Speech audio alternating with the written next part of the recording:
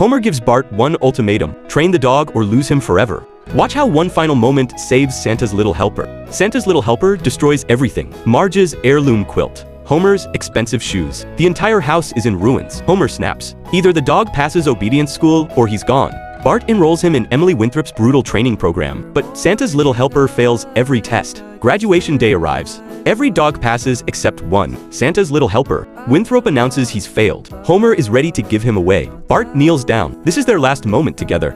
He whispers one final command. Sit. Santa's little helper stares at him. Nothing happens. Then something clicks. The dog sits perfectly.